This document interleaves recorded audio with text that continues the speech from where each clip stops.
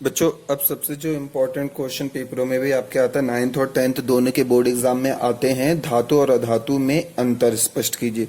तो आप देख रहे होंगे ये इधर मैंने धातु लिखा है, इधर अधातु लिखा है। तो पहला अंतर मैं आपको बताता हूँ बच्चों की, जो धातुएं सामान्यतः ठोस होती हैं पारे को छोड़कर। ठोस का मतलब कि धातु जो होती है उनका आकार जो होता है, अवस्था जो होती है वो ठोस होती है। जैसे कि लोहा ठोस होता है, ये पेन देख रहे होंगे, अगर ये धातु को में काउंट करें तो ये ठोस है, इसका आकार ठोस है। पारे को छोड़कर, पारा भी ठोस होता है बच्चों, लेकिन इसकी जो अवस्था होती है वो ठोस नहीं होती है। अब आपको समझ में नहीं आ रहा होगा कि पारा क्या होता है, तो आप जब कभी भी बुखार आता है तो डॉक्टर आपके मुंह में एक थर्मामीटर डालता है, फिर उसको चेक करता है ना। तो वो जो चेक करता है तो उसके अंदर पारा होता है, वही पारा जब ऊपर चढ़ता है तो वो आपको बताता है कि इतनी डिग्री आपको बुखार लगा है, तो वो पारा होता है। अधातु, अधातुएं ठोस, द्रव तथा गैस तीनों अवस्थाओं में पाई जाती हैं। अधातु ठोस अवस्था में भी रह सकता है, द्रव में भी रह सकता है और गैस में भी रह सकता है। नंबर 2, धातुएं अधिक घनत्व और उच्च गलनांक वाली होती हैं, इनका घनत्व और गलनांक अधिक होता है। अधातुओं का घनत्व और गलनांक कम होता है। थर्ड, सभी धातुएं ऊष्मा तथा विद्युत की सुचालक होती हैं। सुचालक आपने पिछले कक्षाओं में पढ़ाई होगा, सुचालक का मतलब जिसमें करंट फ्लो हो सकता है, यानी कि जो ऊष्मा लेके गर्म हो सकती है। अधातुएं ऊष्मा और विद्युत की कुचालक होती हैं, ग्रेफाइट और CO2 गैस को छोड़कर, क्योंकि ये एक अपवाद है, ग्रेफाइट और जो होती है इसमें ये विद्युत की कुचालक नहीं होती है।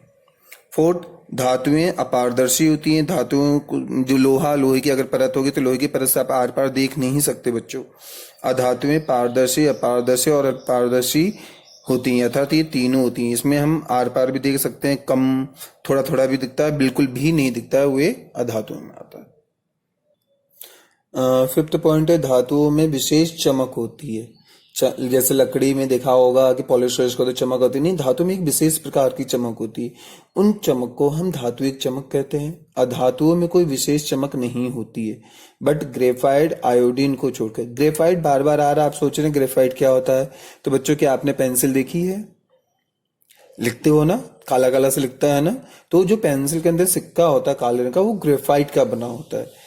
और उसको देखिए, उसको जब हम लिखते हैं पेंसिल को जब लाइनिंग करते हैं तो चमक से आती है ना, तो इसलिए क्या है, वो विशेष चमक होती है, नॉर्मल सी चमक नहीं होती है।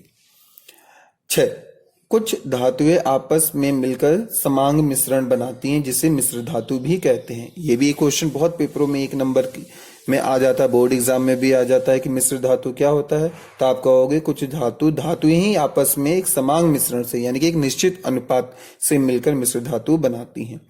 धातुएं पारे, जैसे पारा होता है, पारे के में विलय होकर अमलगम बनाती हैं। कुछ धातुएं क्या होती हैं, वो पारे के विलयन में, पारे के सॉल्यूशन में घुल जाती हैं और अमलगम बनाती हैं।